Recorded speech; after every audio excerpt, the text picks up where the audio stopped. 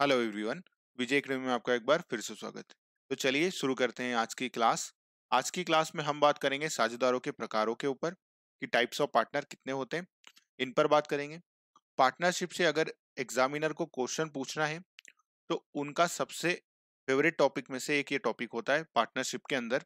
Partnership अपने आप में एक अच्छा टॉपिक है और उसके अंदर अगर एग्जामिनर को कोई सा क्वेश्चन पिक करना होगा तो वो यहाँ से क्वेश्चन पिक करने के ज्यादा चांसेस होते हैं। तो आप ध्यान रखिएगा, ये बहुत आईएमपी है, एग्जामिनर जरूर यहाँ से क्वेश्चन पिक करते हैं। तो चलिए बात करते हैं साझेदारों के प्रकारों के ऊपर। तो देखिए साझेदारों के प्रकारों का मतलब क्या है। अब यहाँ पर इसको हम ऐसे देख सकते हैं कि क्या होता है, कोई भी व्यक्ति है, जैसे मान लीजिए एक फर्म है जिसमें ए बी सी तीन साझेदार हैं, है ना। तो ये फर्म के टाइप, साझेदारों के प्रकार क्यों बनाए गए यहाँ पर। साझेदारों के फर्म, जो फर्म में साझेदार हैं उनके प्रकारों का मतलब ये हुआ कि सभी साझेदार हैं। ए भी इस फर्म में साझेदार है, बी भी इस फर्म में साझेदार है, सी भी इस फर्म में क्या है, साझेदार है। बट हर एक व्यक्ति क्या होता है, फर्म में साझेदार जो होते हैं उनका अलग अलग नेचर के हिसाब से उनको बाइफरगेट यहाँ पर किया गया है ताकि हम आसानी से समझ पाएं कि ये किस प्रकार के साझेदार हैं। जैसे अगर कोई हमसे कहे कि स्लीपिंग पार्टनर है तो हम फिर आइडेंटिफाई कर पाए कि स्लीपिंग पार्टनर का मतलब क्या होगा, कि हमें समझ में आ जाएगी, सारी बातें समझ में आ जाएंगी कि पार्टनर, ये जो पार्टनर है फर्म में इस प्रकार का इसका काम होगा। जैसे अगर कोई हमसे ये कहे कि जो बी है इस साझेदारी फर्म में बी कैसा साझेदार है, तो बी एक माइनर पार्टनर है। अगर कोई हमसे ये कहे कि बी एक माइनर पार्टनर है, तो जैसे ही अगर हम सुनेंगे कि बी एक माइनर पार्टनर है तो हमारे दिमाग में एक बात आ जाएगी, क्या आएगी, कि बी फिर किसके लिए साझेदार होगा, केवल लाभों के लिए साझेदार होगा, केवल प्रॉफिट शेयर करेंगे, अगर लॉस होगा तो वो शेयर नहीं करेंगे। तो इसलिए साझेदारों के प्रकार यहाँ पर डिस्कस करने का मतलब क्या होगा कि जैसे ही अगर हमें कुछ पता लगेगा तो हम सारी चीजें उसके अनुसार समझ लेंगे। कि अगर किसी ने कहा कि बी कैसा पार्टनर है, बी एक माइनर पार्टनर है, तो हम समझ जाएंगे कि ये केवल प्रॉफिट शेयरिंग के लिए ही साझेदारी फर्म में पार्टनर बने हैं। ऐसे ही अगर कोई ये कह देगा कि बी जो है वो नाम मात्र का पार्टनर है, इसका मतलब क्या हुआ, केवल बी ने क्या करा है, अपना नाम दिया है। तो ये होते हैं साझेदारी, साझेदारों के प्रकार। एक एक करके हम इनको पढ़ते जाते हैं और आराम से समझते जाते हैं। आईएमपी टॉपिक है, ध्यान रखिएगा, एग्जाम में क्वेश्चन पूछे जाने के बहुत चांसेस है। चलिए, सामान्य वास्तविक या सक्रिय साझेदार। अब सामान्य वास्तविक या सक्रिय साझेदार को, जिसमें इंग्लिश में भी इसके नाम याद रखिएगा सभी के, है ना। तो क्या है, जनरल, एक्चुअल और एक्टिव पार्टनर। अब देखिए जनरल एक्टिव मतलब सामान्यतः कोई भी अगर साझेदारी में कोई पार्टनर बनते हैं ना तो उनका नॉर्मली यही माना जाता है कि वो कैसे होंगे, वो सामान्य पार्टनर होंगे या सक्रिय पार्टनर होंगे या एक्टिव होंगे। अब एक्टिव होने का मतलब क्या है, कि अगर कोई पार्टनरशिप फर्म बनाई जा रही है, जैसे ये फर्म बनाई गई जिसमें कौन कौन पार्टनर है, ए बी सी, तीनों पार्टनर है। तो अब हम क्या मानते हैं कि अगर तीनों ने मिलकर के व्यापार चालू किया है तो हम क्या मानेंगे, ये सभी लोग संभाल रहे होंगे मिलकर के, यही माना जाता है। तो बस जनरली इसका मतलब क्या होता है कि सामान्यतः यही माना जाता है कि जो भी व्यक्ति मिलकर के पार्टनरशिप फर्म का निर्माण करा है, ये सभी कैसे पार्टनर होंगे, एक्टिव पार्टनर होंगे, सक्रिय पार्टनर होंगे। अब इसका मतलब क्या हुआ, कि ये सभी के सभी क्या करेंगे, व्यापार का संचालन करेंगे। हर एक व्यक्ति एक्टिवली व्यापार का देखरेख करेंगे, व्यापार के काम करेंगे। जो भी साझेदारी से संबंधित बिजनेस एक्टिविटी होंगी या जो भी एक्टिविटी होंगी, उसमें क्या रहेगा, सभी लोग मिलकर के पार्टिसिपेट करेंगे या उसमें भाग लेंगे। तो उसको क्या बोला जाता है, सक्रिय साझेदार कहा जाता है। तो सामान्यतः अगर कोई भी पार्टनरशिप बनती है तो हम क्या मानते हैं कि सभी लोग कैसे होंगे, यहाँ पर सक्रिय होंगे। जब तक हमको कुछ नहीं पता रहेगा तो हम तो यही मानेंगे कि तीनों लोग मिलकर के अगर कोई पार्टनरशिप में काम कर रहे हैं तो क्या बोला जाएगा उन्हें, कि ये सभी लोग मिलकर के काम कर रहे होंगे। तो बस इसीलिए इसको सामान्य पार्टनर भी कहते हैं। वास्तविक पार्टनर या सक्रिय पार्टनर मतलब जो डे टू डे एक्टिविटी है साझेदारी फर्म की, उसमें क्या हो रहा है, ये भाग लेता है साझेदार, ये साझेदार भाग लेते हैं और क्या करते हैं, एक्टिवली काम करते हैं। ठीक है। इनकी लाइबिलिटी कैसी होती है, साझेदारी में इनकी लाइबिलिटी कैसी होती है, अनलिमिटेड होती है ना। दूसरा क्या है, कि अगर ये साझेदारी फर्म से क्या होंगे, साझेदारी फर्म से अगर ये रिटायर होते हैं, कौन से partner, active partner, actual partner, तो इनको क्या करना पड़ता है, इनको एक पब्लिक नोटिस देना पड़ता है, मतलब सार्वजनिक सूचना देनी पड़ती है। क्यों, क्योंकि देखिए लोगों को पता है कि ये फर्म में ए जो है वो पार्टनर है। तो इसलिए अब कभी मान लीजिए रिटायर हो गए साझेदारी फर्म से, तो लोगों को पता तो लगे कि अब ये पार्टनर इस साझेदारी फर्म के नहीं है, तो इसलिए इनको सूचना भी देनी पड़ती है। समझ में आ गई। तो आपसे क्वेश्चन क्या पूछेंगे, क्वेश्चन एग्जामिनर अब इस तरह से पूछ सकते हैं आपसे, कि एक वह साझेदार, एग्जामिनर अगर क्वेश्चन ड्राफ्ट करेंगे तो वो इस तरह से ड्राफ्ट करेंगे कि वह साझेदार जो साझेदारी व्यापार, साझेदारी में एक्टिवली भाग लेता है, सक्रिय रूप से उसके कार्यों में भाग लेता है या प्रबंधन में भाग लेता है। कैसा भाग लेता है? सक्रिय, मतलब एक्टिवली पार्टिसिपेट करता है। तो ऐसे साझेदार को क्या कहा जाएगा? तो ऐसे साझेदार को क्या कहा जाएगा? सक्रिय साझेदार। ठीक है, ध्यान रखिएगा, एकदम इजी क्वेश्चन आएंगे, बस आपको इनकी फॉर्मेट समझना है। फॉर्मेट समझना इन द सेंस कि किसके अंदर किस बारे में बात की जा रही है, बस सीधा क्वेश्चन आता है। डायरेक्टली अगर एग्जामिनर को क्वेश्चन पूछना होगा तो वो ये वर्ड जरूर आपके क्वेश्चन में हाईलाइट करेंगे, और वो क्या लिखेंगे? प्रबंध में सक्रिय भाग लेता है या एक्टिवली पार्टिसिपेट करता है, जो बिजनेस एक्टिविटी होती है उसमें एक्टिवली पार्टिसिपेट करते हैं। तो इस प्रकार के साझेदार को क्या कहते हैं? तो इस प्रकार के साझेदार को वास्तविक या सक्रिय साझेदार कहा जाता है। ठीक है। एक वह साझेदार जो अनुबंध के अनुसार, मतलब एग्रीमेंट के अनुसार प्रबंध में सक्रिय रूप से क्या करते हैं? भाग लेते हैं, पार्टिसिपेट करते हैं। यह एक वास्तविक साझेदार होता है। कैसा साझेदार होता है? वास्तविक साझेदार एक्टिव, एक्चुअल पार्टनर या एक्टिव पार्टनर होते हैं। ठीक है। जो अपने कार्य से फर्म तथा अन्य साझेदारों को क्या करते हैं? बाध्य करते हैं। क्यों बाध्य करते हैं? क्योंकि एक्टिव पार्टनर है और पार्टनरशिप में सब साझेदारों का आपस में कैसा रिलेशनशिप होता है? एजेंट और प्रधान का संबंध होता है। ऐसे साझेदार ऐसे साझेदार का दायित्व कैसा होता है? जो भी ये पार्टनर होते हैं इनका दायित्व कैसा होता है? असीमित होता है, मतलब अनलिमिटेड होता है। तथा यह पूर्ण रूप से तृतीय पक्षकार के प्रति क्या होते हैं? दायी दायी होते हैं। अब दायी होने का मतलब क्या है? कि जो थर्ड पार्टी है जिनने इनके साथ क्या करा? एग्रीमेंट करा, तो इनके प्रति भी क्या होंगे? रिस्पॉन्सिबल होंगे। अगर कोई इनके ऊपर दायित्व आता है तो उनको फिर इनको क्या करना पड़ेगा? भुगतान करना पड़ेगा। साझेदारी व्यवसाय से अलग होने के पूर्व, मतलब इनको क्या करना पड़ेगा? जब अगर ये साझेदारी व्यापार से अलग हो रहे हैं, इसका मतलब क्या हो रहा है? साझेदारी से रिटायरमेंट हो ले रहे हैं, ये रिटायर हो रहे हैं। ठीक है। तो इनको क्या करना पड़ेगा? एक पब्लिक नोटिस या सार्वजनिक सूचना देना क्या है? अनिवार्य है। अब अनिवार्य क्यों है? क्योंकि लोगों को पता है कि अब ये एबीसी जो तीनों की साझेदारी फर्म थी उसमें ए भी क्या था? पार्टनर था। अब साझेदारी फर्म से ये क्या कर रहे हैं? रिटायर हो रहे हैं। ठीक है। तो अब इनको बताना पड़ेगा लोगों को कि हाँ, अब मैं इस फर्म के साथ एसोसिएट नहीं हूँ, क्योंकि लोग, हो सकता है ना कि ये फर्म का काफी नाम हो तो लोग बोले अभी भी कर लीजिए, ये जो है वो पार्टनर है।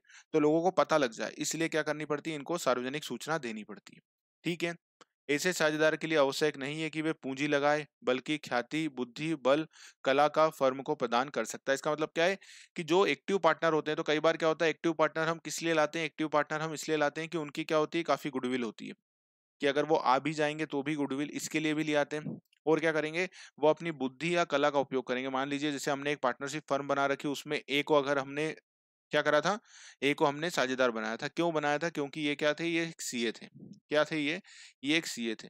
तो हमने इसलिए इनको अपनी पार्टनरशिप फर्म में साझेदार बना लिया, क्योंकि अब ये सीए हैं तो ये फाइनेंस का काम पूरा समझ लेंगे। तो जो हमारी फर्म की क्या है? जो हमारी फर्म की बुक्स है, जो हमारी फर्म की क्या है? जो हमारी फर्म की बुक्स है, उसको अब ये खुद ही अच्छे से देख लेंगे, क्योंकि सीए को प्रॉपर्ली बुक्स देखना आती है, सब चीज़ें करना आती हैं, तो ये बुक्स देख लेंगे। तो इसलिए हमने इनको बनाया है। तो अब ये क्या है? इनके पास एक नॉलेज है, एक स्पेशल स्किल है। क्या स्किल है? कि ये चार्टर्ड अकाउंटेंट है, तो ये फाइनेंशियल बुक्स पूरी तरह से देख सकते हैं, ऑडिट अच्छे से देख सकते हैं, तो इनको इसलिए हमने रख लिया। तो ज़रूरी नहीं है कि ये केवल क्या रहें? कैपिटल ही लाएँ। कई बार इनके पास क्वालिटी होती है, जो स्किल होती है, जो बुद्धि होती है, उसके भरोसे भी हम इनको, उसके बेसिस पर भी हम क्या कर सकते हैं? इनको साझेदार बना सकते हैं। एग्ज़ाम में अगर क्वेश्चन ही एग्ज़ामिनर को पूछना होगा तो उसे ये वर्ड मिनिमम देना होगा। ये वर्ड मिनिमम देना होगा, क्या? कि प्रबंध में सक्रिय रूप से भाग लेते हैं। तो जैसे ही ये वर्ड आएगा, प्रबंध में सक्रिय रूप से भाग लेते हैं, एक्टिवली पार्टिसिपेट करते हैं मैनेजमेंट में या साझेदारी फर्म के व्यापार में, तो हम क्या बोलेंगे? किस प्रकार का साझेदार है? तो ये एक एक्चुअल, एक्टिव या जनरल साझेदार का टाइप है। जो सबसे ज्यादा आईएमपी पॉइंट है वो क्या है? एक्टिव। अगर एग्जामिनर को पूछना होगा तो वही आंसर के नीचे जो ऑप्शन देगा उसमें एक्टिव वर्ड जरूर लिख करके आएगा। ठीक है। इसके बाद जो दूसरा आईएमपी है जिससे एग्जामिनर आपसे क्वेश्चन पूछ सकते हैं, वो है कौन सा? स्लीपिंग डोरमेंट या इनएक्टिव पार्टनर। ठीक है। स्लीपिंग डोरमेंट या इनएक्टिव पार्टनर का मतलब क्या होता है? कि देखिए, अब नाम ही क्या आ रहा है? स्लीपिंग। स्लीपिंग का मतलब वो सोया हुआ है। सुसुप्त, शांत या निष्क्रिय साझेदार। या इनएक्टिव का मतलब क्या है? एक्टिव नहीं है। अब एक्टिव नहीं होने का मतलब, जैसे हमारी सिम, आपको सबसे अच्छा एग्जांपल बताता हूँ, सिम जो हमारे पास होती है, मोबाइल सिम, उसमें अगर हम रिचार्ज नहीं डालते तो इनएक्टिव हो जाती है। तो क्या हम उसका यूज करते हैं? सही से नहीं यूज कर पाते हैं। तो ऐसी इनएक्टिव पार्टनर का मतलब यहाँ पर ये है कि ये पार्टिसिपेट ही नहीं करते। ये क्या करते हैं? ये यूज ही नहीं करने का मतलब यहाँ पर क्या है? ये जो बिजनेस है, बिजनेस में क्या करते हैं? बिजनेस में पार्टिसिपेट ही नहीं करते, इनको कोई मतलब नहीं होता है। कि ये पूरी तरह से क्या होते हैं? व्यापार में इनएक्टिव होते हैं। क्या होते हैं? इनएक्टिव का मतलब यहाँ पर क्या है? यहाँ पर इनएक्टिव होने का मतलब है पार्टनर सिप में जो है ये क्या करते हैं, जो व्यापार है उसमें कुछ भी भाग नहीं लेते, इनको कोई मतलब नहीं है व्यापार कैसा चल रहा है क्या चल रहा है, ये व्यापार में क्या करते हैं, व्यापार में हिस्सा नहीं लेते। ये तो केवल क्या करते हैं, ये केवल अपने तरफ से क्या लगा देते हैं, अपनी तरफ से कैपिटल लगा देते हैं, केवल क्या दे देते हैं, कैपिटल लगा देते हैं और बोलते हैं जो भी प्रॉफिट हो उसमें मेरे को आप क्या दे देना, जो भी प्रॉफिट हो उसमें मेरे को आप हिस्सा दे देना। बस ये काम करते हैं ये। क्या करते हैं, कैपिटल में अपना पार्टिसिपेट कैपिटल लगा देते हैं और जो प्रॉफिट बने उसमें हिस्सा दे देना। फर्म में ये क्या करते हैं, फर्म के व्यापार में ये पार्टिसिपेट नहीं करते। अब मान लीजिए एक व्यक्ति है जिसके पास बहुत सारा पैसा है, तो वो कहाँ कहाँ पैसा लगाएगा, और हर जगह अगर पार्टनर बनते रहेंगे तो उनको एक्टिवली क्या करना पड़ेगा, वहां पर अपना वो देना पड़ेगा, टाइम देना पड़ेगा। बट किसी के पास टाइम नहीं है पर पैसा बहुत है, तो उन्होंने क्या करा, एक पार्टनरशिप फर्म में पार्टनर बन गए और कहा कि आप मेरे से क्या ले लो, मेरे से आप पैसे ले लो, आप मेरे से पैसे ले लो और क्या करो, जो भी प्रॉफिट हो उसमें मेरे को शेयरिंग कर दीजिए। ओके, तो उसको क्या बोला जाता है, सुसुप्त शांत या निष्क्रिय पार्टनर या स्लीपिंग डोरमेंट या इनएक्टिव पार्टनर कहते हैं। ठीक है, ये वर्ड याद रखिएगा, तीनों ही वर्ड आईएमपी हैं। एग्जामिनर कोई सा भी एक वर्ड उठा के दे देंगे, जैसे डोरमेंट दे देंगे, तो डोरमेंट वर्ड ही नहीं सुना होता है, तो कई बार क्या होता है हम आंसर ना दे पाए, तो इसलिए डोरमेंट वर्ड याद रखिएगा। इसका मतलब क्या हुआ, इनएक्टिव पार्टनर। ठीक है, समझ में आ गई बात। चलिए अब इसको पढ़ लेते हैं फटाफट से। एक वह व्यक्ति जो फर्म में साझेदार तो होता है परंतु फर्म के प्रबंधन में पूर्ण रूप से भाग नहीं लेता है। ठीक है, अब क्वेश्चन एग्जामिनर क्या पूछेंगे, एग्जामिनर क्वेश्चन ये पूछेंगे, वह साझेदार जो फर्म में पूर्ण रूप से भाग नहीं लेता उसे कौन सा साझेदार कहा जाता है। एक तो ये पॉइंट पर क्वेश्चन पूछ लेगा एग्जामिनर, तो उसे क्या कहा जाएगा, स्लीपिंग डोरमेंट या इनएक्टिव पार्टनर। ठीक है, एक तो वो ये पूछ सकते हैं। दूसरा वो क्या कर सकते हैं, दूसरा वो ये क्वेश्चन पूछ सकते हैं कि ऐसा साझेदार जो पूंजी लगाता है, क्या बोलेंगे, ऐसा साझेदार जो पूंजी लगाता है और लाभ प्राप्त करता है, मतलब ऐसा साझेदार जो केवल पूंजी लगाता है और समान लाभ प्राप्त करता है। ठीक है, परंतु फर्म के व्यापार में वो क्या करते हैं, वो भाग नहीं लेते हैं। तो इस प्रकार के साझेदार को क्या कहा जाएगा, तो इस प्रकार के साझेदार को क्या कहते हैं हम, तो इस प्रकार के साझेदार को कहा जाता है इनएक्टिव पार्टनर। ठीक है, फर्म के ऋणों के लिए तीसरे पक्षकार के प्रति ये भी क्या होते हैं, दायी होते हैं, मतलब अगर कोई थर्ड पार्टी की लाइबिलिटी आएगी तो इस प्रकार के जो साझेदार होते हैं उनकी भी लाइबिलिटी होती है, वो उनको चुकाएंगे।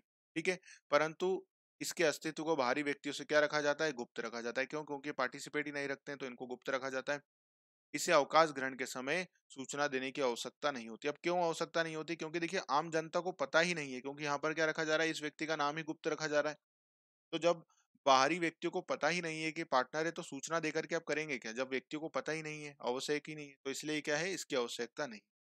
ठीक है, याद रखिएगा, डोरमेंट, स्लीपिंग या इनएक्टिव पार्टनर क्या होते हैं, एक ऐसे साझेदार जो क्या करते हैं, फर्म में पार्टिसिपेट नहीं करते हैं, फर्म के कार्य में पार्टिसिपेट नहीं करते हैं, ये केवल क्या करते हैं, अपनी कैपिटल लगाते हैं और प्रॉफिट ले लेते हैं। बस बात खत्म। चलिए बात करते हैं पॉइंट नंबर 3 पर। पॉइंट नंबर 3 क्या आ रहा है, नाम मात्र का साझेदार। अब देखिए नाम से ही क्या आ रहा है, नाम मात्र, नॉमिनल पार्टनर। अब इसका मतलब क्या हुआ, नाम मात्र। यहाँ पर देखिए इसने क्या दिया है, केवल अपना नाम दिया है ना। नाम मात्र का मतलब क्या होता है, यहाँ पर केवल इसने क्या कर दिया, अपना नाम दे दिया और कुछ भी नहीं देते। ना तो ये क्या करते हैं, ना तो ये अपने तरफ से कैपिटल लगाते हैं। ठीक है, ना तो ये कैपिटल लगाते हैं और ना ही कुछ करते हैं। ये केवल क्या दे देते हैं, अपना नाम दे देते हैं। ठीक है, नाम दे देते हैं साझेदारी फर्म को कि आप मेरा नाम यूज कर लीजिए बस। और जो फर्म में प्रॉफिट होगा वो फर्म में मेरे को, जो प्रॉफिट होगा वो प्रॉफिट मेरे को आप दे दीजिएगा, बस मेरा आप नाम ले लीजिए। ओके, ये करते हैं। समझ में आई बात। तो अब ये क्यों ऐसा करते हैं, तो देखिए अब जैसे मान लीजिए ए बी सी तीन साझेदार थे। ठीक है, अब इनकी फर्म थी, तो क्या हम इसमें पैसा लगाएंगे, ए बी सी तीनों की साझेदारी फर्म थी, हम क्या इन पर विश्वास करेंगे, अभी नहीं करेंगे कि यार पता नहीं कैसी फर्म है, एबीसी को तो मैं जानता भी नहीं हूँ, अच्छी फर्म है या भी नहीं है, इनके साथ व्यापार करना चाहिए कि नहीं करना चाहिए, इनको लोन देना चाहिए कि नहीं देना चाहिए, नया कॉन्ट्रैक्ट इनके साथ करना चाहिए कि नहीं करना चाहिए, क्योंकि एबीसी को अभी हम नहीं जानते। बट अब मान लीजिए एबीसी के साथ कौन आ गए, एबीसी के साथ एक और साझेदार जुड़ गए जिनका नाम क्या था, टाटा जी। जो रतन टाटा जी हैं वो क्या हुआ, एबीसी के साथ जुड़ गए, इनमें क्या बन गए, ये पार्टनर बन गए। तो अब हम देखेंगे ना कि यार एबीसी के साथ सोचिए रतन टाटा जैसे एक नामचीन व्यक्ति जुड़ गए हैं, तो वाकई में इस कंपनी, इस फर्म में कोई तो अच्छी बात होगी, जब तो इतने व्यक्ति इसमें फर्म में क्या बने, पार्टनर बने। तो इस प्रकार से अब देखिए रतन टाटा जी को भी पता है कि मेरा नाम काफी है, लोग भरोसा करते हैं, तो वो फिर क्या करते हैं, इस प्रकार की फर्म के साथ अगर जुड़ते हैं तो वो केवल क्या देते हैं, अपना नाम देते हैं और जो प्रॉफिट होता है उसमें अपना शेयरिंग आ जाता है।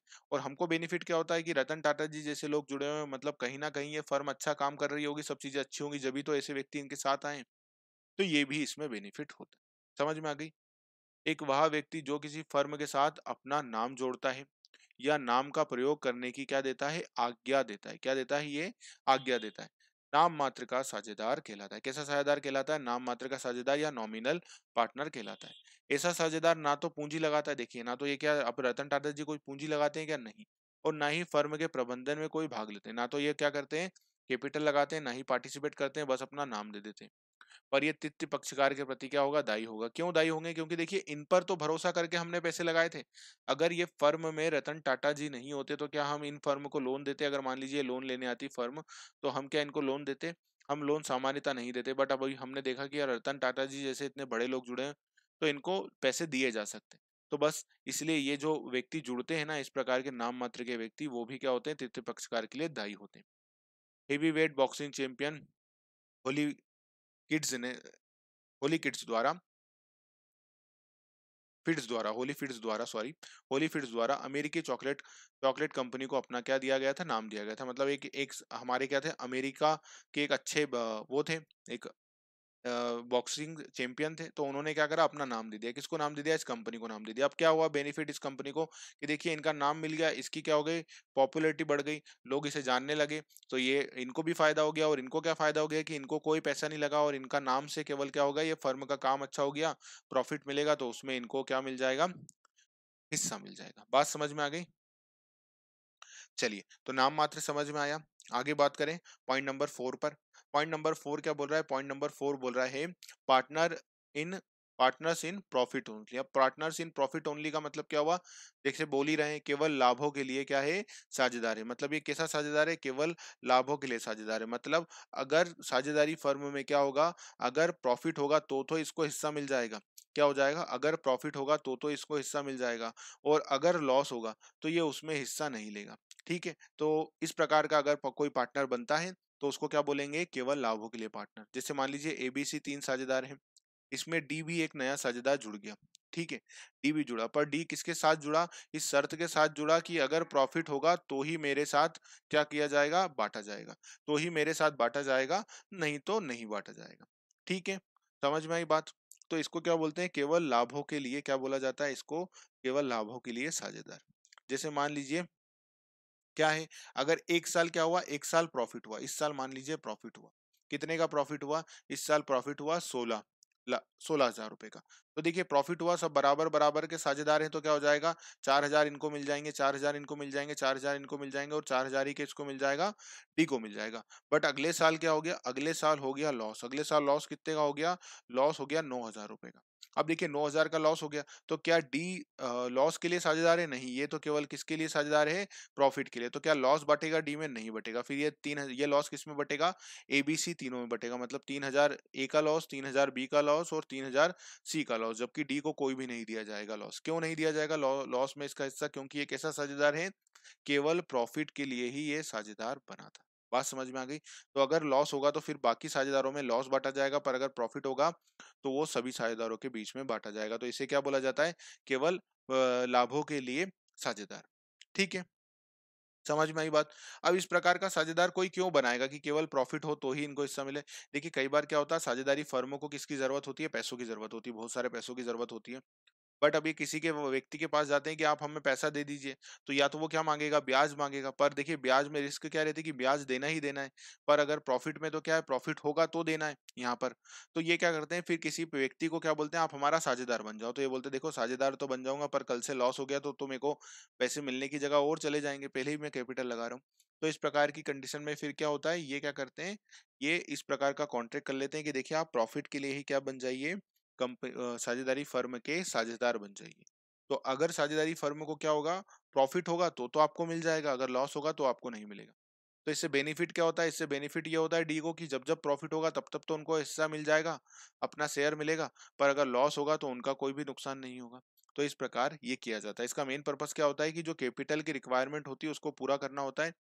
और जो कैपिटल लगाने वाला व्यक्ति है वो क्या है, वो ऐसा व्यक्ति है कि वो नहीं चाहता कि मैं क्या करूं, लॉस उठाऊं, लॉस वाली रिस्क नहीं लेना चाहता है। तो इसलिए इस प्रकार के व्यक्ति को साझेदारी फर्म में अगर साझेदार बनाया जाता है तो कैसे साझेदार बना दिया जाता है, फिर उनको लाभों के लिए साझेदार बना दिया जाता है। जब एक एक वह साझेदार जो केवल फर्म के लाभों के लिए ही कार्य करता है। मतलब कैसा कार्य करता है? केवल लाभ के लिए, प्रॉफिट के लिए ही कार्य करता है, या लाभ में से ही हिस्सा प्राप्त करता है। मतलब अगर प्रॉफिट में हिस्सा होगा तो ही उसको हिस्सा मिलेगा, जैसे 4,000 रुपए। अगर हानि में से नहीं, केवल लाभों के लिए ही साझेदार कहलाता है। मतलब हानि हो गई तो क्या उसको हिस्सा मिला था? हमारे यहाँ देखिए नहीं मिला था। 9,000 रुपए ये 3 ही साझेदारों में बटे थे। ऐसा साझेदार पूंजी लगाता है, परंतु प्रबंध में क्या करता है? ये भाग नहीं लेता है। केवल ये क्या करता है? पैसे दे देते हैं। परंतु तृतीय पक्षकार के प्रति ये भी क्या होता है? दायी होता है। तृतीय पक्षकार के प्रति इसकी भी क्या होती है? पूरी रिस्पॉन्सिबिलिटी होती है। पर ये ना तो भाग लेता है और ना ही हानियों में हिस्सा लेता है। केवल क्या करता है? प्रॉफिट होगा तो इनको बेनिफिट होता है। चलिए, अब बात करते हैं पॉइंट नंबर 5 पर। पॉइंट नंबर 5 क्या है? पॉइंट नंबर 5 है सीमित साझेदार। अब सीमित साझेदार का मतलब क्या होता है? Limited partner. ये देखिए, ये साझेदार कैसे हैं? सीमित है। ये क्या करते हैं? इनकी जो दायित्व है वो कहाँ तक सीमित होता है? सीमित साझेदार मतलब लिमिटेड साझेदार ये बिल्कुल कैसा है? कंपनी के जैसा। जैसे हमने कंपनी में पढ़ा था ना कि अगर कंपनी में क्या होता है? कंपनी में ये होता है कि जो भी पार्टनर, जो भी क्या होते हैं, जो भी शेयर होल्डर होते हैं, उनकी लायबिलिटी कितनी होती है? उनके द्वारा लगाई गई कैपिटल तक। मतलब जो वो शेयर कैपिटल कंपनी के लेते हैं वहां तक उनकी लायबिलिटी होती है। तो लिमिटेड पार्टनर में भी यही होता है कि जो पार्टनर के द्वारा क्या लगाई गई, अपनी कैपिटल लगाई गई, वहीं तक इनका क्या होता है? वहीं तक इनका दायित्व होता है, उससे ज्यादा दायित्व नहीं होता। मतलब क्या है मैक्सिमम इनकी लायबिलिटी? कि आप हमारी कैपिटल तक का लॉस रिकवर कर लो, या कैपिटल ही हमारा नुकसान होगा, उसके अलावा कुछ भी नहीं होगा। वह साझेदार जिसका दायित्व फर्म में लगाई गई पूंजी तक ही सीमित होता है। कहां तक सीमित होता है? पूंजी तक, जो कैपिटल इन्होंने लगाई है वहां तक। तो इसको क्या बोलते हैं? सीमित साझेदार कहलाता है। ऐसा साझेदार ना तो प्रबंध में भाग लेता है और ना ही सक्रिय साझेदार की तरह क्या होता है? दायी होता है। सक्रिय साझेदार की तरह दायी होने का मतलब क्या है? कि तृतीय पक्षकार के लिए दायी होगा क्या? ये केवल अपने पर्सनल अनलिमिटेड लाइबिलिटी के रूप में नहीं, और ना ही ये क्या प्रबंध में भाग लेता है। अब जैसे मान लीजिए लॉस हुआ। चलिए एक एग्जांपल ले लेते हैं इस पे, तो चीजें समझ में आ जाएंगी और क्लियर हो जाएंगी। जैसे मान लीजिए ये हुआ, फर्म है। अब फर्म में कितने साझेदार हैं? फर्म में 3 साझेदार हैं, ए, बी और सी, तीनों साझेदार हैं। ठीक है, इनकी कैपिटल कितनी कितनी है? तो इनकी कैपिटल है 10,000, इसकी कैपिटल है 10,000, और इसकी कैपिटल कितनी है? 20,000। जो सी है वो केवल क्या है? वो प्रॉफिट, वो उसकी लाइबिलिटी कैसी है? उसकी लाइबिलिटी है लिमिटेड। उसकी लाइबिलिटी कैसी है? लिमिटेड। अब फर्म को क्या हुआ? सब सब बराबर के साझेदार हैं, सब बराबर के साझेदार हैं।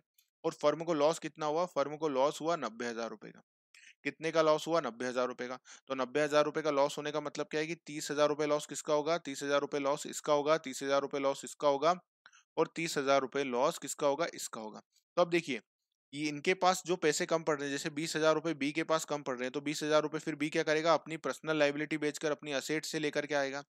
इसी प्रकार से बी भी क्या करेगा? बी के पास भी 20,000 कम पड़ रहे हैं, तो ये भी क्या करेंगे? अपनी पर्सनल असेट को बेच करके, पैसे लेकर के इनकी भुगतान करना पड़ेगा। पर यहाँ पर जो सी पर 10,000 रुपए कम पड़ रहे हैं, क्योंकि सी की कैपिटल कितनी थी? 20,000 थी, जबकि लॉस कितना हो गया? लॉस हो गया 30,000 रुपए का। तो ये जो 10,000 रुपए है ना, इसके लिए जिम्मेदार नहीं होगा। क्यों? क्योंकि इसकी मैक्सिमम लाइबिलिटी कितनी थी? कैपिटल तक थी। उसके पास कैपिटल कितनी दे दी थी उसने? 20,000 रुपए। तो बस 20,000 रुपए तक का लॉस करिए। अब ये सी की लाइबिलिटी नहीं है, सी की लाइबिलिटी नहीं है, तो सी इसके लिए दायी नहीं होगा। समझ में आया? तो इसको क्या बोला जाता है? लिमिटेड पार्टनरशिप कहा जाता है। लिमिटेड पार्टनर कहा जाता है। इसे क्या कहा जाएगा? लिमिटेड पार्टनर कहा जाएगा। मतलब अगर एग्जामिनर को क्वेश्चन पूछना होगा तो ये वर्ड जरूर देंगे। कौन सा वर्ड? कि इसका दायित्व कहाँ तक होता है? पूंजी तक सीमित होता है। इस प्रकार के साझेदार को क्या कहा जाता है? तो लिमिटेड पार्टनर कहा जाता है। बात समझ में आ गई? बढ़े आगे। चलिए बात करते हैं माइनर पार्टनर। अब माइनर माइनर पार्टनर का मतलब क्या हुआ? वो पार्टनर जो वयस्क नहीं हुआ। तो वयस्क कौन हो गया? तो देखिए इसके लिए एक अधिनियम है हमारे यहाँ, और उसको क्या बोलते हैं? भारतीय वयस्कता अधिनियम, है ना? वयस्कता अधिनियम। तो इसके अंदर क्या होता है? इसके अंदर बताया गया है कि कब किसी बच्चे, किसी व्यक्ति को वयस्क माना जाएगा भारत में, है ना? तो उसको कहा जाता है वयस्क। और जो वयस्क नहीं है वो अवयस्क है। तो भारतीय वयस्कता अधिनियम में लिखा हुआ है कि अगर कोई व्यक्ति की आयु क्या है? 18 वर्ष या इससे ज्यादा है। ठीक है, 18 वर्ष और मोर है। ठीक है, अगर किसी व्यक्ति की आयु क्या है? 18 वर्ष या उससे ज्यादा है, तो वो क्या माना जाएगा? उसको माना जाएगा मेजर। उसको क्या माना जाएगा? मेजर। तो अगर किसी व्यक्ति की आयु क्या है? 18 से कम है, किसी की आयु क्या है? लेस देन 18 है। क्या है? लेस देन 18 है। लेस देन 18 है, क्योंकि अगर 18 वर्ष भी हो गई तो वो क्या हो जाएगा? मेजर हो जाएगा। मतलब 18 से कम होना चाहिए। मतलब जैसे मान लीजिए आप कि 17 साल, 17 17 ईयर, और उसकी कितनी मैक्सिमम होनी चाहिए? उसकी मैक्सिमम होनी चाहिए 64 डेज, ठीक है, ये होना चाहिए। क्या होनी चाहिए उसकी जो एज होनी चाहिए वो इस प्रकार से हम कह सकते हैं कैसी, कि 17 साल और 364 दिन तक वो क्या माना जाएगा, अवयस्क माना जाएगा, क्योंकि 65वां होगा तो 18 साल लग जाएगा, और जैसे ही 18 साल होंगे वो मेजर हो जाएगा, तो उसकी क्या होनी चाहिए 18 से कम, मतलब मैक्सिमम उसकी, उसको अवयस्क कब तक कहा जाएगा, अगर हम सीधी एकदम सिंपल भाषा में कहें तो 17 साल और 364 दिन तक जो है वो क्या होगा, वो अवयस्क होगा। बात समझ में आ गई? तो देखिए, वह साझेदार जो भारतीय वयस्कता अधिनियम के अनुसार 18 वर्ष से कम आयु का है, फर्म का अवयस्क साझेदार कहलाता है। और अवयस्क साझेदार माइनर सब पार्टनर के लिए हमने क्या बोली है, कि जो माइनर पार्टनर होता है, जो माइनर साझेदार होता है, वो केवल किसके लिए साझेदार बन सकता है साझेदारी फर्म में, केवल लाभों के लिए साझेदार बन सकता है, और वो ना तो प्रबंधन में भाग ले सकता है। क्यों नहीं भाग ले सकता, क्योंकि देखिए मैंने बताया था कि जो अवयस्क है जिसकी उम्र बहुत कम है, तो देखिए 18 वर्ष का मतलब क्या होता है कि इंडियन कॉन्ट्रैक्ट एक्ट में भी एक बात लिखी हुई है, क्या लिखी हुई है, कि अगर कोई व्यक्ति कॉन्ट्रैक्ट करने के लिए कब योग्य माना जाता है, जब वो कितने साल का हो जाता है, जब वो 18 ईयर का हो जाता है, तभी उसको ये माना जाता है कि वो अ, अनुबंध करने के लिए क्या है, योग्य है। तो अगर कोई व्यक्ति अनुबंध करने के लिए योग्य नहीं है, और मैंने आपको बोला है कि भारतीय साझेदारी अधिनियम और साझेदारी भी क्या बोलती है, कि कोई भी व्यक्ति अगर साझेदारी में आ रहा है तो वो या तो क्या कैसा अनुबंध करता है, या तो वो लिखित अनुबंध करता है या मौखिक अनुबंध करता है। बट इंडियन कॉन्ट्रैक्ट एक्ट क्या बात बोलते हैं, ये वो बात बोलते हैं कि अगर कोई व्यक्ति 18 वर्ष से कम आयु का है तो वो कॉन्ट्रैक्ट करने के लिए ही योग्य नहीं, मतलब वो अनुबंध ही नहीं कर सकता। तो जब कोई व्यक्ति अनुबंध ही नहीं कर सकता तो वो पार्टनर भी नहीं बन सकता, तो फिर इसका एक्सेप्शन आया, और एक्सेप्शन क्या आया कि कोई साझेदार जो अवयस्क है वो किसी साझेदारी फर्म का साझेदार तो बन सकता है, परंतु केवल किसके लिए बनेगा, वो लाभों के लिए, मतलब अगर प्रॉफिट होगा तो उसको शेयर किया जाएगा, लॉस शेयर नहीं किया जाएगा, जैसे मैंने आपको ऊपर बताया था। तो ऐसा साझेदार फर्म के प्रबंधन में भाग नहीं लेता है, और ऐसा साझेदार फर्म के सभी साझेदारों की सहमति से, मतलब जो बाकी जितने भी पार्टनर है, ऑल पार्टनर की क्या होना चाहिए, यस होनी चाहिए, या उनकी कंसेंट होनी चाहिए। यहाँ पर क्या होनी चाहिए, उनकी कंसेंट या उनका यस होना चाहिए। अब इसका यस हो या कंटेंट होने का मतलब क्या है, कंसेंट होने का मतलब यहाँ पर ये है कि अगर मान लीजिए ए, बी और सी तीन साझेदार हैं, ये साझेदारी फर्म में कितने साझेदार हैं, ए बी सी तीन साझेदार हैं। अब जो डी है ना, वो कितने साल का है, वो 17 वर्ष का ही है।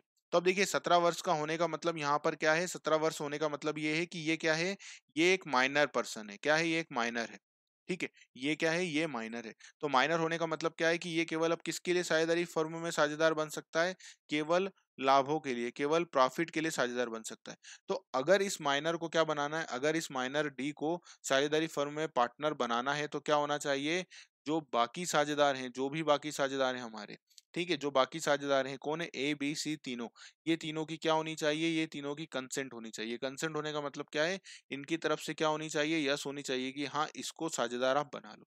अगर ये तीनों जने क्या कर देंगे, यस कर देंगे, तो हम डी को भी क्या करेंगे, साझेदारी फर्म का साझेदार बना लेंगे, और इसको भी प्रॉफिट में हिस्सा मिलेगा। पर क्या किस में हिस्सा मिलेगा, केवल केवल लाभों में। अगर लॉस हो गया तो क्या इसका हिस्सा होगा, नहीं। तो यह किस प्रकार का एक साझेदार है, यह एक सीमित साझेदार की तरह ही होता है। बात समझ में आ गई? अब बात करते हैं आगे, पॉइंट नंबर 7 पर। अब ये सब पार्टनर क्या होता है, उप साझेदार, मतलब ये क्या होता है, ये कोई साझेदार नहीं होता, मतलब ये कोई भी साझेदार नहीं है। अगर हम इसको कंसेप्चुअली जाएं तो ये एक पार्टनर नहीं है, ये पार्टनर का पार्टनर है। तो ये फर्म से इसका कोई लेना देना नहीं है। अब जैसे इसका एग्जांपल ले लेते हैं हम, है ना, इसका एग्जांपल ले लेते हैं कि उप पार्टनर का मतलब क्या हुआ। ये देखिए, ए बी सी, है ना, ये फर्म थी, इनकी इन तीनों लोगों ने मिलकर के फर्म बनाई एबीसी, तीनों उसमें क्या है, पार्टनर है, ठीक है। अब मैंने आपको बताया है कि अगर कोई नए व्यक्ति को क्या करना है, पार्टनरशिप फर्म में पार्टनर बनाना है, तो सभी साझेदारों की क्या होनी चाहिए, उसके लिए कंसेंट होनी चाहिए। मतलब इसी प्रकार का हमने पढ़ा है कि सभी साझेदारों की या तो अनुमति से किसी नए साझेदार को प्रवेश दिया जा सकता है, या जो पुराने साझेदार अगर जाना चाहता है तो उसको सभी साझेदारों को इसकी इन्फॉर्मेशन देनी होगी तभी। मतलब सभी साझेदारों की यहाँ पर क्या होती है, अगर किसी नए साझेदार की पर एंट्री करानी है साझेदारी फर्म में, तो सभी की क्या होनी चाहिए, यस होनी चाहिए, ठीक है। अब जो सी है ना, सी, सी क्या चाहते हैं कि ये जो डी है ना, डी, ये डी क्या है, इनके बचपन का दोस्त है। तो ये चाहते हैं कि ये साझेदारी फर्म में क्या बन जाए, ये भी साझेदार बन जाए। और डी का भी मन है कि मैं इस साझेदारी फर्म में साझेदार बन जाऊं, क्यों, क्योंकि उसको पता है कि ये फर्म बहुत अच्छा काम कर रही है, अच्छा प्रॉफिट कमा रही है, तो थोड़ी कैपिटल लगा के मैं भी साझेदार बन जाऊं। बट हो क्या रहा है कि देखिए, डी तो तैयार है, क्यों डी सी तो तैयार है, क्योंकि सी को पता है कि ये मेरा बचपन का दोस्त है, तो ये इसलिए तैयार है। परंतु जो ए और बी है ना, ये नहीं चाहते कि अब किसी नए व्यक्ति को क्या बनाया जाए, पार्टनरशिप में साझेदार बनाया जाए। तो इन्होंने कर दिया ना, इसने कहा है यस। तो क्या डी साझेदार बनेगा? डी साझेदार नहीं बन पाएगा, क्योंकि बाकी साझेदारों की क्या है, सहमति नहीं। तो अब क्या करें? अब डी बन नहीं पा रहा है साझेदार, सी भी चाहता है, डी भी चाहते हैं। तो सी और डी एक दिन बैठे और उन्होंने क्या कहा कि देखो यहाँ पर, उन्होंने सी और डी ने क्या कहा कि देखो, सी ने कहा कि देख भाई, तेको कोई फर्म में साझेदार बना रहे हैं क्या? नहीं बना रहे। पर तेको बनना है ना? तो डी ने भी कहा हाँ मेरे को बनना है। तो ऐसा कर, तू मेरा पार्टनर बन जा। तो उसने कहा कैसे तू मेरा पार्टनर बन जा? उन्होंने कहा ये कि देखिए, मेरा क्या है, बराबर का हिस्सा है, मतलब 1:1:1 का रेशो में हम साझेदारी फर्म में जो भी प्रॉफिट होता है वो बांटा जाता है। ठीक है, वो बांटा जाता है। तो मैं क्या करूंगा, जो मेरा शेयर होगा, ये जो 1 का हिस्सा जो मेरे पास आएगा ना, मैं तेरे साथ इसको क्या करूंगा, 50-50% बांट लूंगा। डी, मैं तेरे साथ 50-50% बांट लूंगा। ठीक है, तो मतलब तू मेरा पार्टनर बन जा साझेदारी फर्म के लिए, तू आधा हिस्सा तेरे पास दे दूंगा, ये कर लेते हैं हम कॉन्ट्रैक्ट। तो अब क्या होगा, अब देखिए इसने क्या करा, 50% जो प्रॉफिट सी को मिलेगा, वो 50% प्रॉफिट ये सी डी किसके साथ बांटेगा, डी के साथ बांटेगा। तो डी को बड़ा फायदा है कि भैया जो भी प्रॉफिट होगा, जो भी लॉस होगा, वो मिल जाएगा। फर्म अच्छा काम कर रही है तो मेरे को प्रॉफिट होगा ही होगा। और सी को क्या फायदा है, सी ने ये कहा कि देख भाई, अब मैं तेरे को 50% हिस्सा दे रहा हूँ, तो अब मेरे को तो इसके लिए कुछ दे भी। तो सी इनको क्या दे देगा, इनको दे देगा ये कैपिटल। क्या दे देगा इनको? इनको ये कैपिटल दे देगा, है ना, इनके भाग के बराबर का इनको क्या दे देगा, कैपिटल। तो अब देखिए यहाँ पर हो क्या रहा है, यहाँ पर ये जो डी है, ये किसके साथ इसने पार्टनरशिप करी है? डी ने पार्टनरशिप करी है सी के साथ। क्या इसने फर्म के साथ पार्टनरशिप करी है? नहीं। क्या ये फर्म के प्रति डी दाई दाई होगा? नहीं। क्यों? क्योंकि डी फर्म को तो पता ही नहीं है, ए बी को तो पता ही नहीं है, ये तो केवल सी और डी की साठगांठ है ना। और क्या ये फर्म के जो तृतीय पक्षकारों के दायित्व होते हैं, जो लाइबिलिटी होती है, क्या उसके उसके लिए रिस्पॉन्सिबल होगा डी? नहीं। क्यों? क्योंकि वो फर्म का पार्टनर थोड़ी ना है, वो तो किसके साथ साझेदारी कर रहा है, सी के साथ साझेदारी कर रहा है। समझ में आई इतनी बात?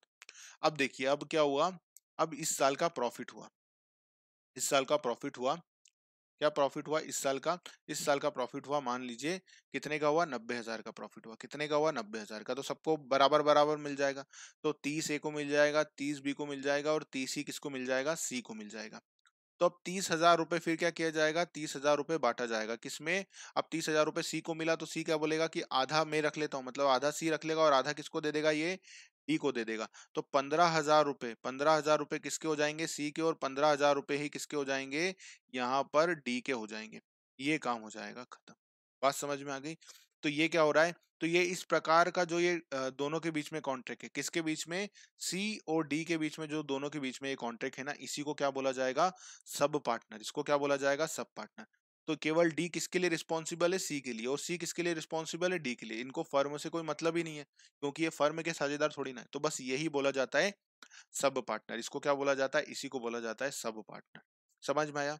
जब जब यदि किसी फर्म का कोई साझेदार अपने लाभ में से किसी अन्य साझेदार को हिस्सा देने के लिए क्या हो जाता है, यहाँ पर तैयार हो जाता है, तो वह उप साझेदार कहलाता है। क्या कहलाता है, उप साझेदार। अब देखिए, हिस्सा देने के लिए तैयार हो जाता है, यहाँ पर सी क्या कर रहा है, जो अपना शेयर था 30,000 का, उसका हिस्सा किसको दे रहा है, वो उसमें से आधा हिस्सा डी को दे रहा है। ऐसा साझेदार ना तो फर्म के प्रति उत्तरदायी होता है। क्यों उत्तरदायी नहीं होता? क्या फर्म का साझेदार बना डी? नहीं।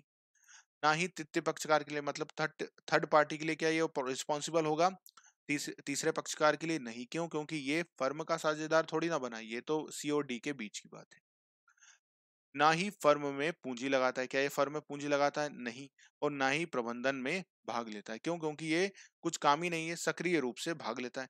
ऐसा साझेदार साझेदार का साझेदार होता है। ये क्या होता है, साझेदार कौन है, फर्म का साझेदार है सी, और इसका साझेदार कौन है, डी। तो ये साझेदार का साझेदार होता है, ना कि फर्म का साझेदार होता है। बात समझ में आ गई? ये पूरा पॉइंट समझ में आया, पूरा कंसेप्ट समझ में आया। बात करते हैं पॉइंट नंबर 8 पर। अब पॉइंट नंबर 8 क्या है, प्रदर्शन या गत्य अवरोध द्वारा साझेदार। मतलब ये क्या बोल रहे हैं कि पार्टनर बाय होल्डिंग आउट। अब पार्टनर बाय होल्डिंग आउट का मतलब क्या होता है कि ये पार्टनर पार्टनर कुछ नहीं होता है, इसको ऐसे बोलेंगे, ये पार्टनर पार्टनर कुछ नहीं होता है, ये केवल ऐसा दिखाता है कि मैं पार्टनर हूं। क्या होता है, मैं पार्टनर हूं, मतलब वास्तव में ऐसा कुछ भी नहीं है, बस ये दिखाता है। इसको एक एग्जांपल, एकदम लो लेवल एग्जांपल अगर हम ले, एकदम छोटा, एकदम बेसिक दर्जे का एग्जांपल लें, तो इसको ऐसे देखिए कि कोई बच्चा है, कोई लड़का है जिसके चाचा विधायक नहीं है, ठीक है, ये वर्ड आपने काफी सुना होगा। तो उनके चाचा विधायक नहीं है, बट ये लोगों से जा जाके कह रहे हैं, क्या कह रहे हैं कि मेरे चाचा विधायक है, मेरे चाचा विधायक है। तो अगर लोग इन पर भरोसा कर लें, ठीक है, कि अरे भैया इनके चाचा विधायक होंगे तो ठीक है, इनके साथ व्यापार कर लो, तो वो क्या सही है? नहीं। तो फिर उनकी रिस्पॉन्सिबिलिटी पर पूरी बनी रहती है। तो यहाँ पर भी यही किया जा रहा है। यहाँ पर क्या किया जा रहा है कि यहाँ पर कोई भी साझेदार नहीं है, पर लोगों को ऐसा दिखाया जा रहा है लिखित रूप से अपने आचरण से। इसका एग्जाम्पल क्या लेते हैं कि जैसे मान लीजिए ए बी सी, तीन लोग मिलकर के क्या करा है, तीनों लोगों ने मिलकर के अपनी एक फर्म चला रहे थे बढ़िया तरीके से। अब जो डी है ना, डी, ये इनका पार्टनर वार्टनर कुछ नहीं है, बट ये चारों लोग क्या करते थे, चारों लोग है ना साथ में अपने स्कूल में पढ़ते थे, मतलब जिसमें ए बी सी तीनों मिलकर के अपने स्कूल में पढ़ा करते थे, मतलब ये बचपन के दोस्त थे। तो ए बी सी तीनों ने मिलकर तो क्या करा, एक साझेदारी फर्म चालू करी और इनका बढ़िया व्यापार चल रहा है। बट डी इनके साथ नहीं जुड़ा, इनके साथ नहीं जुड़ा। पर लोगों को ये पता है, लोगों को मतलब जैसे यहाँ पर एक शर्मा जी हैं, ये वर्मा जी हैं, ये सब जानते हैं कि ये चारों दोस्त बचपन के हैं और सब दोस्त साथ में रहते हैं, ये जानते हैं ये सब लोग। अब क्या हुआ, डी कोई पार्टनर वार्टनर तो नहीं है, बट डी ऐसा दिखा रहा है। क्या करते हैं ये, जब शर्मा जी के पास जाते हैं ना तो बात करते हैं, अरे शर्मा जी आपको पता है, अभी मैं कल बी के साथ बैठा था, कल मैं ए के साथ बैठा था, हम चारों लोग साथ में बैठे हुए थे, मतलब ये चारों ए बी सी डी, हम चारों लोग साथ में बैठे। हमने एक डिसाइड करा है कि अब आने वाले समय में हम क्या करेंगे, पुल का वो लेंगे, फ्लाई ओवर का एक कॉन्ट्रैक्ट लेंगे। तो हम सब तैयार हो गए और हमने ये निर्णय लिया है। अब यही डी यहाँ पर वर्मा जी के पास जाकर के बोल रहे हैं कि अभी तो वर्मा जी हमारा बहुत अच्छा काम चल रहा है, पूरी साझेदारी फर्म एक नंबर चल रही है, हम चारों लोग मिलकर के बड़ा प्रॉफिट कमा रहे हैं, बहुत अच्छा चल रहा है, सब आप लोगों की मेहरबानी है। इस प्रकार से क्या कर रहे हैं यहाँ पर, डी जो है लोगों को ये विश्वास दिला रहे हैं। क्या विश्वास दिला पा रहे हैं कि वर्मा जी, शर्मा जी, यहाँ पर जो गुप्ता जी है, उनको क्या लग रहा है, उनको ये लग रहा है कि ये जो डी है ना, ये भी क्या है, इन तीनों के साथ काम करता है, इन तीनों लोगों के साथ काम करता है, मतलब ये चार लोगों की पार्टनरशिप है। जबकि वास्तव में ऐसी पार्टनरशिप है क्या? नहीं। केवल ये जो डी है ना, ये अपनी बातों से, अपने आचरण से ऐसा दिखा रहा है लोगों को कि ये क्या है, ये इसका पार्टनर है। तो अब लोगों ने भरोसा कर लिया। ये जो शर्मा जी थे, ये सीधे व्यक्ति थे, इन्होंने भरोसा कर लिया कि डी अगर ऐसी बात है तो ठीक है, आपको जो फ्लाईओवर बनाने के लिए पैसे चाहिए ना, वो पैसे मैं दूंगा, वो लोन मैं आपको दे दूंगा, आप निश्चिंत रहो, क्योंकि आप अच्छा काम कर रहे हो तो ले लो। तो अब ये भरोसे में, ये यहाँ पर जो शर्मा जी ने भरोसा करा है डी के ऊपर, वो किस लिए करा है? वो इसलिए करा है कि ये इस पार्टनरशिप फर्म का क्या है, इस पार्टनरशिप फर्म का साझेदार है, तो इन्होंने ये पार्टनरशिप फर्म को क्या दे दिया, इन्होंने पार्टनरशिप फर्म को ये लोन दे दिया, जो लोन डी बोल रहा था। तो ये गए और इन्होंने लोन दे दिया, किसके भरोसे में? इस डी के भरोसे में, कि ये भैया डी भी इस फर्म का साझेदार है। तो अब अगर लोन में कोई दिक्कत आएगी ना, लोन में कोई दिक्कत आएगी, तो शर्मा जी क्या कर सकते हैं, बी सी को तो पकड़ेंगे, साथ में डी को भी पकड़ेंगे। क्यों? क्योंकि इनके भरोसे में ही इन्होंने पैसा दिया। तो इस प्रकार की जब स्थिति होती है ना, तो उसको क्या बोला जाता है, उस व्यक्ति को क्या बोला जाता है, कि किस प्रकार का पार्टनर है? तो ये गत्या अवरोध द्वारा पार्टनर है, मतलब पार्टनर बाय होल्डिंग आउट। इसके आचरण से, इसकी बातों से ऐसा लग रहा है कि भैया ये साझेदार है, तो इसको भी फिर क्या माना जाएगा कि ये सच में साझेदार है। ठीक है, इस बात के लिए, किसके लिए? ये जो शर्मा जी है ना, जिनने भरोसा करके इस फर्म को लोन दिया था डी की बातों पर, इसके कारण इसको क्या माना जाएगा, उस दायित्व के लिए क्या माना जाएगा, उस दायित्व के लिए इसको भी पार्टनर माना जाएगा और इसका भी पूरा दायित्व होगा। बात समझ में आ गई? यदि कोई व्यक्ति जो किसी फर्म का साझेदार नहीं है, क्या डी साझेदार था? नहीं। परंतु वो मौखिक रूप से जा जाके बोल रहा था ना यहाँ पर शर्मा जी को, या लिखित शब्दों में, मतलब कुछ लिख करके दे रहा है, या गर्भित अपने आचरण से वो जा जाके बातें कर रहा था ना यहाँ पर शर्मा जी के साथ, वर्मा जी के साथ, अभिव्यक्ति द्वारा किसी तीसरे पक्षकार के सामने प्रकट करता है। अब यहाँ पर तीसरा पक्षकार कौन है? ये शर्मा जी, कि वह फर्म का क्या है, साझेदार है, मतलब वो क्या है, इस फर्म का साझेदार है, बढ़िया काम चल रहा है हमारा। और ऐसा तीसरा व्यक्ति मतलब यहाँ पर ये शर्मा जी हैं या वर्मा जी हैं, ये क्या कर लेते हैं, विश्वास कर लेते हैं। इस विश्वास से उसके साथ क्या करते हैं, व्यवहार करने के लिए राजी हो जाते हैं। क्यों राजी हो जाते हैं? उनको लगता है अरे इतना अच्छा काम चल रहा है, कर लेते हैं काम।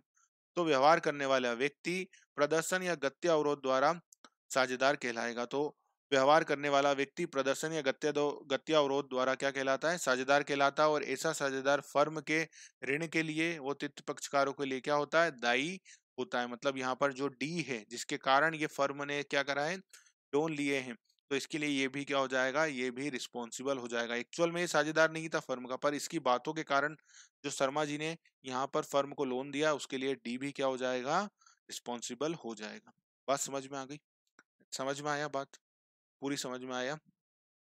अब एग्जामिनर यहाँ से क्वेश्चन क्या पूछेगा, एग्जामिनर यहाँ पर क्वेश्चन ये पूछेगा कि जब कोई साझेदार जब कोई व्यक्ति किसी साझेदारी फर्म का साझेदार नहीं होता है, परंतु उसके आचरण से वह साझेदारी फर्म का साझेदार होने का विश्वास दिलाता है, या उसके आचरण के कारण कोई तीसरा पक्षकार उस पर भरोसा करके क्या कर लेता है, अनुबंध कर लेता है, तो इस प्रकार के साझेदार को क्या कहा जाता है? तो इस प्रकार के साझेदार को क्या कहा जाता है? प्रदर्शन या गत्यावरोध द्वारा साझेदार, या पार्टनर्स बाय होल्डिंग आउट। ठीक है, समझ में आई बात? तो ये सारे टाइप हैं साझेदारों के प्रकारों के। आईएमपी पॉइंट है, ध्यान रखिएगा, एग्जाम में क्वेश्चन यहाँ से बनता है, तो आपको आना चाहिए। चलिए, तो पहले बात कर लेते हैं partner, type of partner. Type of partner में क्या होता है? पहले नंबर पे कौन सा आता है? पहले नंबर पे आता है जनरल, एक्चुअल या एक्टिव पार्टनर। ये कौन सा पार्टनर होता है? जो साझेदारी फर्म में क्या होता है, सक्रिय रूप से यहाँ पर क्या लेता है, भाग लेता है। कैसे भाग लेता है? सक्रिय रूप से भाग लेते हैं। ठीक है, इसके बाद कौन सा पार्टनर आते हैं? इसके बाद आते हैं पॉइंट नंबर 2 पर, सुसुप्त, शांत या निष्क्रिय साझेदार, मतलब स्लीपिंग डोरमेंट या इनएक्टिव पार्टनर। स्लीपिंग डोरमेंट या इनएक्टिव पार्टनर क्या होते हैं? ये कोई प्रबंध में क्या करते हैं, भाग नहीं लेते हैं। ये प्रबंध में भाग नहीं लेते हैं, केवल क्या करते हैं, प्रबंध में भाग नहीं लेते हैं, केवल ये क्या करते हैं, पूंजी लगाते हैं। केवल क्या करते हैं, पूंजी लगाते हैं, और जो लाभ होता है उसमें हिस्सा प्राप्त करते हैं, बस। तो इसको किस प्रकार का पार्टनर बोला जाता है? इसको बोला जाता है निष्क्रिय, डोरमेंट या इनएक्टिव पार्टनर।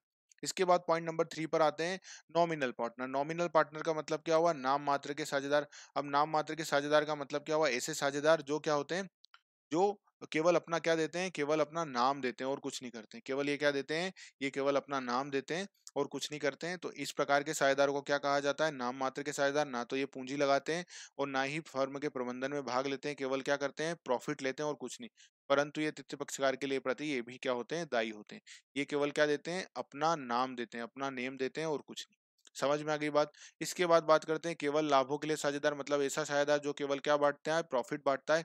अगर लॉस होगा तो क्या बांटा जाएगा? नहीं बांटा जाएगा। ठीक है, तो इस प्रकार के साझेदार को क्या कहा जाता है? केवल लाभों के लिए साझेदार। इसके बाद होता है सीमित साझेदार। सीमित साझेदार का मतलब ऐसा पार्टनर, ऐसा साझेदार जिसकी जो क्या होता है, जिसका दायित्व कहाँ तक सीमित होता है, उसके द्वारा लगाई गई पूंजी तक ही क्या होता है, सीमित होता है। पूंजी तक ही सीमित होता है, इसका एग्जाम्पल हमने समझ लिया। इसके बाद आता है माइनर पार्टनर। माइनर पार्टनर या अवयस्क साझेदार क्या होता है? एक ऐसा साझेदार, एक ऐसा पार्टनर, एक ऐसा भागीदार जो क्या हो, जिसकी आयु क्या हो, 18 वर्ष से कम हो। 18 वर्ष से कम हो, ये क्या बात कहाँ पर लिखी गई है? तो भारतीय वयस्कता अधिनियम है हमारे यहाँ। ठीक है ना? तो उसमें ये बात लिखी गई है, उसमें क्या लिखी गई है कि जो भी व्यक्ति जिसकी आयु क्या हो, 18 वर्ष से कम हो, उसे क्या बोला जाता है? उसे अवयस्क बोला जाता है। तो अगर कोई अवयस्क क्या है, पार्टनर है, तो उसे अवयस्क साझेदार कहा जाता है। ये कैसा साझेदार होता है? ये केवल लाभों के लिए साझेदार होता है, बाकी सारे साझेदारों की अनुमति से इसको बनाया जाता है। सब पार्टनर क्या होता है? ये कोई साझेदारी फर्म का पार्टनर नहीं होता है, ये तो पार्टनर, एक साझेदारी फर्म के पार्टनर, और उसके बीच में क्या होता है, एक तरह का कॉन्ट्रैक्ट होता है। ना तो ये फर्म के लिए लायबल होता है, फर्म की पूंजी के, फर्म के प्रति दायी होता है, ना ही फर्म के दायित्वों के प्रति दायित्व होता है। ठीक है, तो ये ना तो फर्म में क्या करता है, ना तो फर्म में पूंजी लगाता है, ना फर्म के प्रबंधन में भाग लेता है, ना ही तृतीय पक्षकारों को, या थर्ड पार्टी जिसे कहते हैं, थर्ड पार्टी के प्रति क्या होता है, दायी होता है। तो इस प्रकार के साझेदार को क्या कहा जाता है? साझेदार का साझेदार। ये किसका साझेदार होता है? साझेदार का साझेदार होता है। ये आपस में क्या बोलते हैं? प्रॉफिट बांटते हैं। इसके बाद बात करते हैं पार्टनर्स बाय होल्डिंग आउट। अब पार्टनर्स बाय होल्डिंग आउट का मतलब क्या है? ये कोई साझेदार नहीं है, ये कोई फर्म का क्या है, साझेदार नहीं है। ये तो केवल क्या करते हैं, अपने आचरण से, अपने एक्टिंग से, अपनी बातों से लोगों को ये विश्वास दिला देते हैं, लोगों को, मतलब यहाँ पर तृतीय पक्षकार, थर्ड पार्टी को ये विश्वास दिला देते हैं कि भैया मैं जो फर्म है ना, इसका क्या हूँ, साझेदार हूँ। और इनकी बातों पे भरोसा करके जो तीसरा पक्षकार है, मतलब जो शर्मा जी है, वो क्या करते हैं, वो लोन या कोई कॉन्ट्रैक्ट कर लेते हैं, किसके लिए? इस फर्म के साथ। तो जो इन्होंने लोन दिया है या जो कॉन्ट्रैक्ट किया है, अगर कोई दायित्व है तो उसके लिए फिर डी भी क्या होगा, जिम्मेदार होगा, क्योंकि इसके भरोसे के कारण ही ये काम किया गया। तो इसे क्या कहा जाता है? प्रदर्शन या गत्यावरोध द्वारा साझेदार। उम्मीद होगी आपको ये सारे पॉइंट समझ में आ गए होंगे, एक एक पॉइंट चीजें समझ में आ गई होगी। तो चलिए, मिलते हैं अगली क्लास में, तब तक के लिए अपना ध्यान रखिएगा। नमस्कार।